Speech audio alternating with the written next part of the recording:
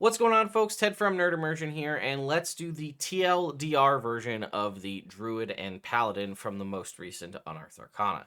Now, I am going to make a separate video that I will put out that's going to talk about the playtest and kind of my thoughts as a whole as to where we are, as these had pretty substantial, the Druid especially, pretty major changes to it in comparison to the other classes we've received so far, which were more like minor tweaks and updates, not major overhauls, which I do feel like the Druid had a pretty substantial shift to it.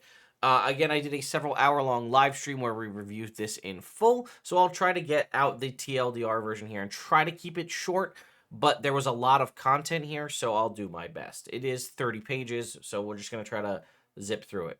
So here it is. To get to this PDF, you have to go to D&D Beyond, and then you'll click on the playtest information, and that'll take you right here. So as I said, most of the stuff, certain things have pretty much stayed the same, or if you're familiar with what's happened thus far in the playtests, that's pretty much become how it is. You now, you prepare your cantrips, and your prepared spells are equal to your spell slots. So if you were a 5th level Druid, let's say you prepare 3 cantrips, 4 first level spells, 3 second level spells, and 2 third level spells. This is good and bad, in my opinion. As someone who's playing a higher level wizard, I actually end up preparing more of the high level spells and significantly less lower level spells. Even though I only have limited slots to cast them, I end up gearing things more towards the potential of what might happen, whereas this is pretty much going to say, at 20th level, you're only ever going to be able to prepare 1 8th level spell and 1 9th level spell, not multiple to pick from.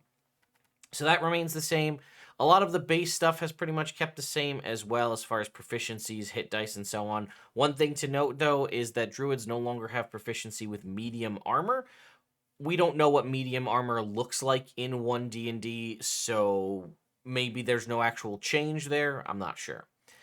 All right, so then we move into the class itself. The biggest change, as I said, is Wild Shape. It is almost entirely different.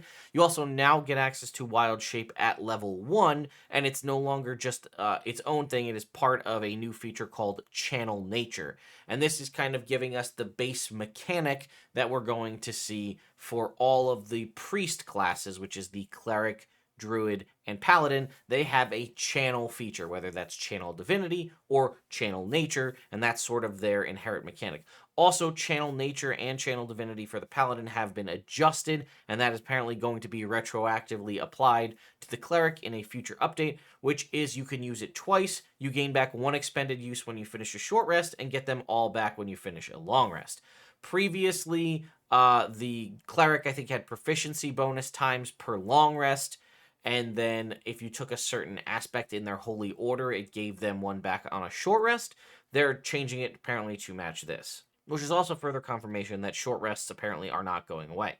The biggest change, and we'll get to Wild Shape's adjustments when we get to the stat blocks, because I guess saying that, Wild Shape no longer has you picking beast stat blocks from the list of stat blocks available. You are now picking from one of 3 different stat blocks, things that we saw similar to what was put out in Tasha's Cauldron of Everything for the Ranger. So you're picking from, or maybe it was in one of the Unearthed Arcanas where you're picking like a Beast of Air, Beast of Land, Beast of Sea kind of a thing. That's what you're choosing now for your Wild Shape, as opposed to picking and choosing an individual animal. But it also goes on to say, this is probably one of the biggest disappointments that myself and many people have also stated. While in this form, your game statistics, its statistics of the stat block replace yours, and your ability to handle blah, blah, blah. You retain your memories, ability to speak in Wild Shape, but then you also lose access to all your other features, such as the ability to cast spells. The downside of this is if you happen to have something like fire resistance or poison resistance, the ability to rage from some like multi-class with a barbarian, you lose all other features except for what's provided in that stat block, which is kind of a bummer. You can still concentrate on spells like you always could. You also now can speak in Wild Shape form, something you previously were not able to do. Okay, moving on. Spellcasting is pretty much the same as it was. Then at second level, you get this ability called Nature's Aid, which one will let you use up one of your channel nature options to cast Find Familiar. This is similar to, I forget what it's called, but it was in Tasha's Cauldron of Everything that also allowed druids to summon a familiar. And then the other option here is you can do Healing Blossoms, which is choose a point within 30 feet, make a 10-foot radius sphere of flowers with D4 equal to your Wisdom modifier, and you can distribute those hit points that you roll to anybody in there as you see fit. Nice theory, not a great in concept, because if your maximum HP happens to be 20, or sorry, your maximum wisdom rather happens to be 20, that's 5, so this will be only ever healing 5d4, and later on, yes, you could use this potentially as a means to pop somebody up or several people up if they're all knocked down within a 10-foot radius, but it's really a drop in the bucket. Even at low levels, it's not. I mean, I guess early on, 5d4 healing could be really good at second level, but I'm pretty sure your spells are going to outclass that pretty quickly. I don't know. Let me know your thoughts. I don't know what kind of mechanic you could add to make this more, viable. Subclasses have been standardized. Feats are pretty much the same. You unlock your different forms for your wild shape as you level up, similar to what you currently have, the different forms and different aspects of it. Let's see. At 11th level, you can now turn into a tiny creature with your wild shape, which you previously couldn't. But for some reason, it only lasts for 10 minutes, as opposed to... But the damage you deal in that form is also halved. So you deal less damage and you're tiny size, but it only lasts for 10 minutes, which I thought was an odd choice. At 13th level, they did give you a little bit of a benefit where you can pop in and out of your wild shape as a bonus action. If you're in wild shape, you can switch to normal and back without expending a separate usage of wild shape, which you may be wondering, and part of that we'll get to when we talk about the stat block, because normally that would be very overpowered as far as getting extra healing or hit point pool, and that's not the case anymore. At 15th level, whenever you use your wild shape, you can trigger that little Healing Blossoms, which is a nice feature to have. However, again, at 15th level, 5d4 is not a lot of healing. 17th level, you can now cast spells while in wild shape form. Remember, they've kind of moved the 20th level abilities up a little bit. And then at 18th level, you have Archdruid, which is whenever you roll initiative, you gain 1 use of your Channel Divinity. And then you have that slower aging process. Again, this is an adjustment because previously it was unlimited wild shape. Now that it's tied to that channel nature, that's been adjusted. And 20th level epic boons are now a thing as well, where it basically says you now also get an ability score improvement in addition to your epic feat at 20th level. Sorry, I'm getting a ton of messages on Steam. All right, and here are the wild shape forms. There's nothing too crazy here. I understand the concept behind this, which was they wanted to streamline things, and I want to hear from all of you. They were saying that the main reason, the problems that they had were people found it intimidating to play a druid because of having to manage the other stat blocks. The downside that I see, probably a couple of the biggest downsides, is one, you don't get an extra pool of hit points. You retain your hit points when you transfer into your animal form here, whether it's land, sea, or sky. And you also lose out on a lot of the uniqueness of the animals themselves. And that's probably the biggest bummer to me, right? Spiders can climb on walls and shoot webs. Badgers can burrow underground. Certain animals have pounce or leap abilities and things like that. And all of those have gone away because these only have like one unique thing per each one. For example, the animal of the land, if you can see here, has it's a little I think it has a little more damage output. It has keen senses, right? Advantage. I think they all have keen senses. Advantage on perception checks. This one does a D8 plus your wisdom modifier, and it has a climbing speed. It's basically kind of the basic form. It also can now be small, medium, or large, and you just basically choose the aesthetic of the animal. It doesn't have any actual effect, right? So you could be a small-sized Tyrannosaurus Rex in theory, which is cute, but it's fundamentally no different than a large-sized T-Rex that you could turn into. The aquatic form obviously has the ability to breathe air and water and has a swim speed as well as dark vision. Does a little bit less damage in a D6 plus your wisdom modifier. And then the animal of the sky has a 40-foot fly speed. I guess that's the other theme, right? Climb speed, swim speed, fly speed. It also has less armor class, the Animal of the Sky, a longer dark vision, and then also has flyby, so it doesn't make opportunity attacks, which is a nice feature, but it also only does a D4 plus your wisdom mod in damage. Those are also all considered spell attacks. And then some of these instances, your certain scores, strength or dex, are replaced with your wisdom score, which would be, again, potentially only useful for things like saving throws or possibly certain skill checks that you might make.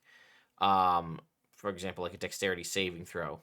But either way, and then the subclass we got is the Circle of the Moon.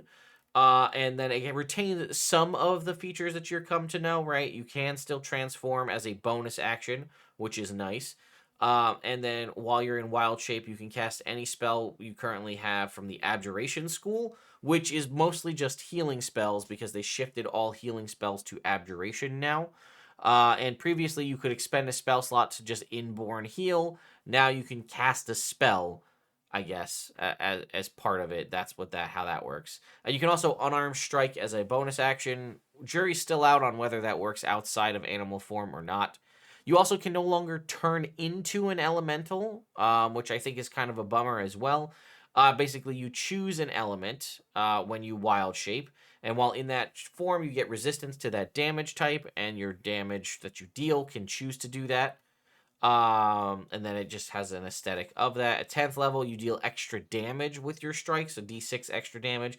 That goes up to 2d6 at 17th level. And then at 14th level, you still get this, being able to cast Alter Self all the time on yourself. They really leaned heavily into wild shape being the main thing of the druid here.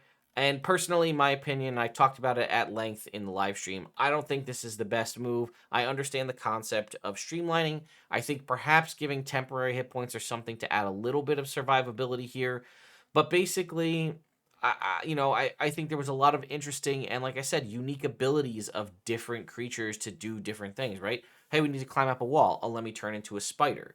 Right? It's okay, I can walk on walls upside down. Over there in an area full of webs, I'll turn into a spider so I won't get stuck in webs. We need to dig a hole, I'll turn into a badger. There's currently no way to get a burrow speed, for example. Anyway, that being said, moving on to the Paladin. Paladin got significantly less changes than the Druid. You also can see a lot of the changes that were applied to the Ranger were applied here, and that Paladins now, everybody who has spells gets spells at first level.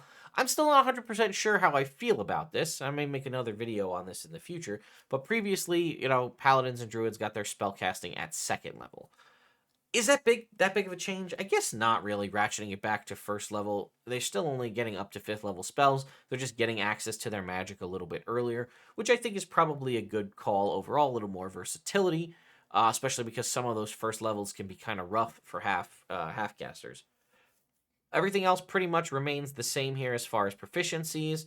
Lay on Hands is more or less untouched as well. However, there is no reference to removing diseases here. It can now remove the poisoned condition from a creature as opposed to poison and disease. Although anywhere else throughout the document, there has not been references to disease. For example, a thing Paladins had for a very long time was immunity to disease. That option has been removed from the Paladin entirely. I'm wondering if diseases as a whole may have just been removed from the game, or they just wanted to give disease a little more oomph by removing it from the Paladin. Spellcasting is as we saw. Now, Divine Smite was changed, and potentially in a pretty significant way, right? First of all, it's an attack roll with a weapon or an unarmed strike. So one, yes, you can punch smite people now. You also can smite at ranged with things like bows, crossbows, and so on. The damage is exactly the same as you're used to it being for Paladin. However, it now doesn't have a cap.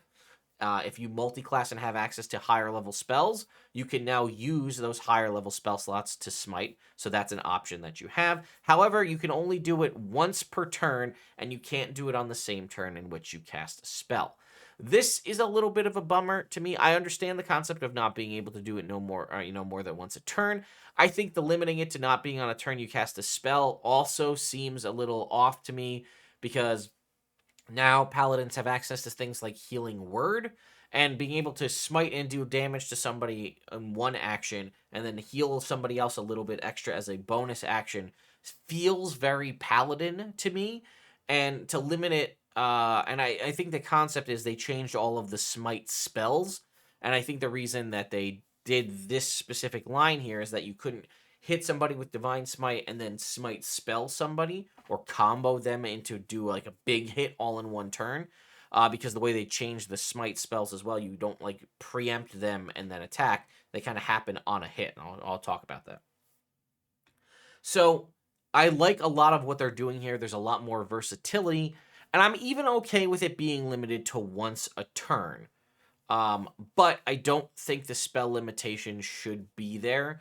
Or if it is there, I think maybe you limit it to, I'd have to look at what those spells are, but maybe it's only abjuration spells or something, perhaps. So maybe you can now still heal. That could be something. You can't use it on the same turn you cast a spell not of the abjuration school or something like that. All right, you get a fighting style. Also, it does allow you now to take fighting styles from the warrior group, even though you are not one, similar to what the ranger had. Channel Divinity remains a thing that you have previously, again, similar to what Channel Nature works. However, now Divine Sense is a Channel Divinity option, and it is a bonus action. It works on Celestials, Fiends, and Undead. It lasts for 10 minutes, non-concentration, and it also pierces through total cover, so you can actually see through walls and get wall hacks with it. Extra attack is the same. You also get Faithful Steed at 5th level, which is just a slight improvement to the Fine Steed ability, and that it's always prepared for you, and you can cast it as an action as opposed to its normal casting time. Your Aura of Protection is exactly the same, except it has been moved to 7th level as opposed to 6th. However, it does not extend through full cover, but it also doesn't apparently go down when you go unconscious. So there's that. Potentially, you can add your own Charisma modifier to your own death saving throws. You get Abjure Foes at 9th level. This is a new option for your Channel Divinity, and it basically presents your holy symbol, target a number of creatures equal to your charisma modifier.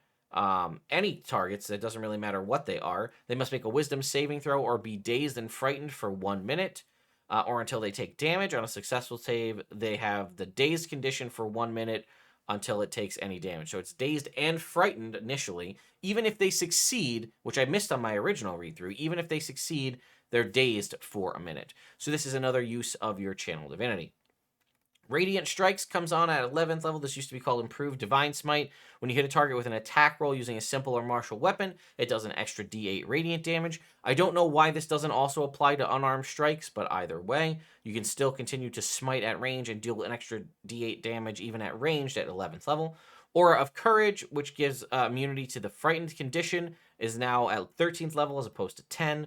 Restoring Touch is now an option available to all paladins, which is you can now use your Lay on Hands to cure other conditions like blinded, charmed, dazed, deafened, frightened, paralyzed, or stunned. And you can expend 5 hit points to do that. I do wish Petrified was included in here, personally. It seems like a simple choice, so I'm going to suggest that in the feedback. Your aura improvements now come online at 17th level. Again, similar to what the Druid has at 18th level, when you roll initiative, you get an extra Channel Divinity back if you didn't have any, or if you gain one use. So even if you had one, you get a second one. And then again, the similar treatment to the epic boons that we were talking about, which is getting an ability score increase that can go above 20, but not 30. It comes on at 20th level. Oath of Devotion is our oath we get here. You do still get your oath spells, which you can see the list here, right? 10 different spells that are auto-prepared.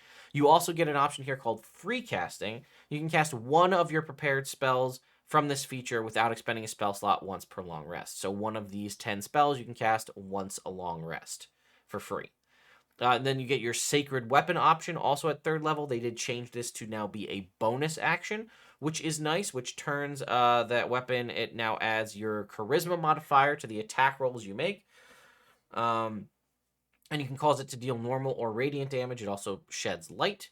You get Smite of Protection at 6th level. Whenever you use your Divine Smite feature, you can choose yourself or an ally within 30 feet. They get temporary hit points equal to a d8 plus the level of the spell slot used for the Divine Smite. 10th level, you get Aura of Devotion. This is the immunity to charm that you provide. And then at 14th level, you get Holy Nimbus, which is you can project an aura for a minute. And then whenever an enemy starts his turn in your aura, which again at this point is 10 feet, but then if it gets jumped up to 30 feet at 17th level, They take radiant damage equal to your proficiency bonus plus your charisma modifier, potentially up to 11 points of damage whenever they start their turn there. And that bright light is considered sunlight. They also added the feature, they added in new paladin subclasses that I enjoy, that you can only use it once per long rest unless you expend a spell slot of 4th level or higher that will allow you to use it. Nothing too crazy to the feats here, a couple of small adjustments to the epic boons, and then there are some adjustments to the spell lists. As I said, all healing spells have been adjusted to be abjuration spells now.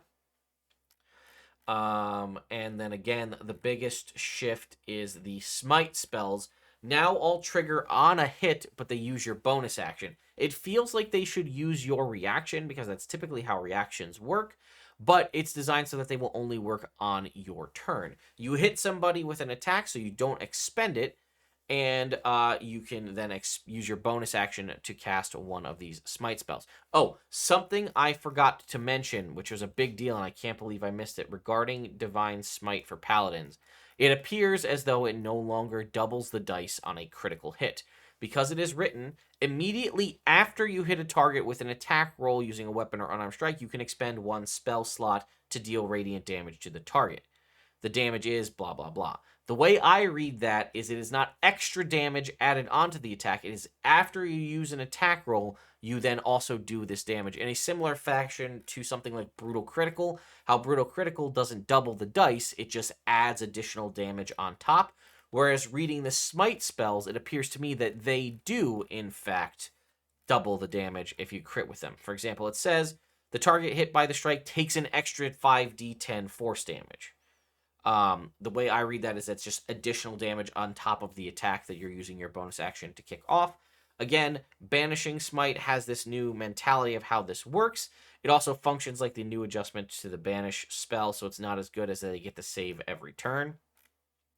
Blinding Smite, again, a similar thing. They also, all of the Smite spells now have the opportunity to be cast with a higher level spell to do more damage, which was usually not the case in the past. Again, Blinding Smite, I think, is more or less the same. Find Familiar got an adjustment to now have its own stat block, as did Find Steed. Again, the Find Familiar now can be used in combat, but you have to give up your reaction to do so. If it drops to 0 hit points, it basically can disappear. You also now can't, like, snap your Familiar out of existence and bring it back. It basically disappears. And we'll talk about that in a second. You can still see through its eyes and hear what it hears, although apparently now it is not limited to a distance or plane of existence. And you can cast it with a higher level slot to allow it to do more things, to increase its armor class, its hit points, and then potentially any damage that it might do. It does have telepathy. The water versions do have amphibious, however, no flyby anymore for familiars. And then if it would go to 0 hit points, it can go to 1 instead and is teleported to its pocket dimension. And again, it can do attacks for 1 plus the spell's level in radiant, psychic, or necrotic damage if you choose to do so. Find Steed, again, a similar situation, although there's some confusion as to how it would work in combat based on how these rules are written here. And then also it does get attacks, so it seems as though it's designed to be used in combat where it would have its own turn. It has, again, armor class. This can be upcast to be improved on all of the various things like hit points, armor class. If you cast a spell, when you regain hit points from a spell of first level or higher, it also heals the steed. And then you have this move called Otherworldly Maul, which does a d8 plus a certain number of damage equal to the spell's level, psychic, radiant, or necrotic damage. And then each one has a unique option as a bonus action. Fey ones can teleport, fiendish ones can try to frighten people, and the celestial ones can also heal somebody. These recharge on a long rest for your steeds. Glimmering Smite was the previous, I want to say, Branding Smite? Is Branding Smite the one?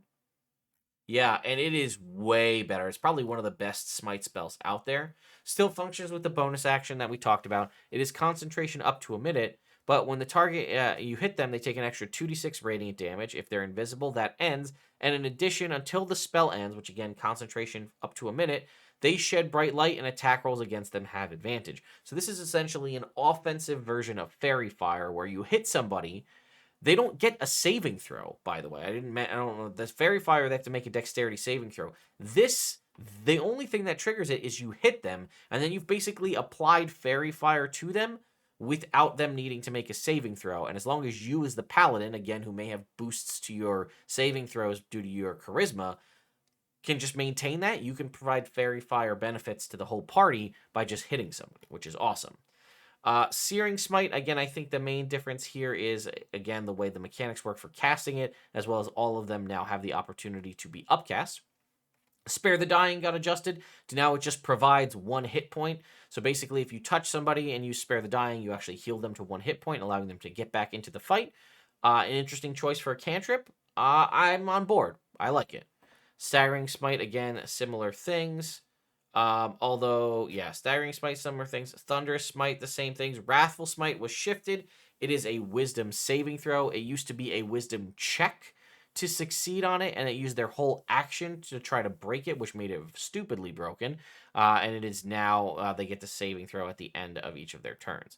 Also, several adjustments to the rules glossary. They revised several things, as you can see here. They also removed the following things entirely. The old rules for ability checks, climbing and swimming, dash, the hidden condition, the jump action, the slowed condition, and the options for special speeds, which was when, like, you move, and then you can't do another move with a different speed. It was kind of confusing. They added in the dying condition, options for knocking a creature out, a short rest, options for telepathy, and the unconscious condition. You no longer get inspiration when you roll a 1 on a d20 die. They've removed that. Your allies are no longer difficult terrain for you. They clarified unequipping and equipping weapons. They changed stuff about fly speed and fall. They changed a little bit about grapples. They now switched inspiration to calling it now heroic advantage, not inspiration, to avoid confusion there. Incapacitated, no big changes there. Long rest, they basically changed the whole aspect of it. We'll talk about that. And then unarmed strike, grappling, and shoving are no longer delivered via an attack roll. All right, so equipping weapons. Equipping includes drawing it from a sheath, picking it up, or retrieving it from a container. Unequipping means sheathing, stowing, or dropping. Essentially, you can't just drop a weapon as a freebie. People used to do that a lot, so that's not a thing anymore. The dazed condition we talked about here, right? You can move or take 1 action on your turn, not both. You also can't take a bonus action or a reaction. That's against the stuff that the Paladin can do with one of their abilities.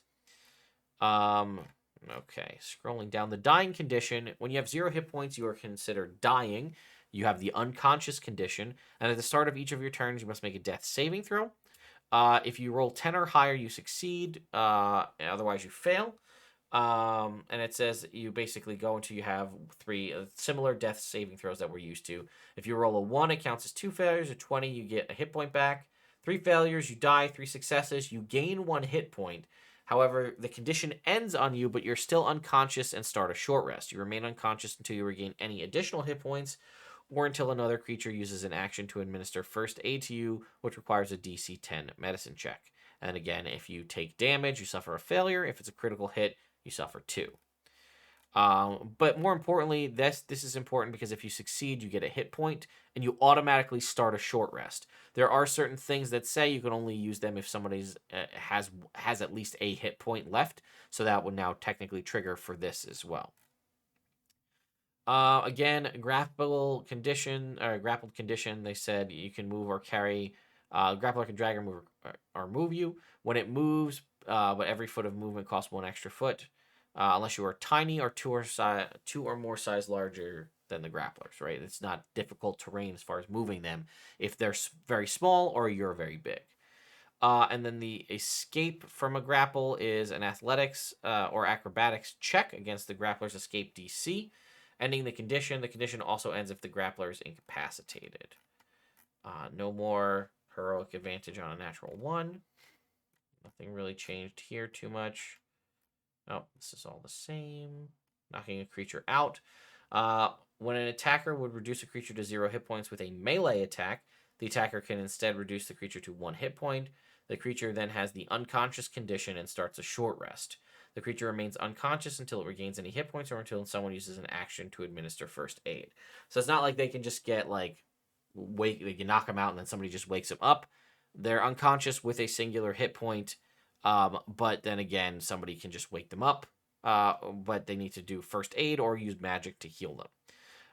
So I like that. That makes sense to me. Long rest, they kind of just tweaked some of the aspects here. During the sleep, you have the unconscious condition.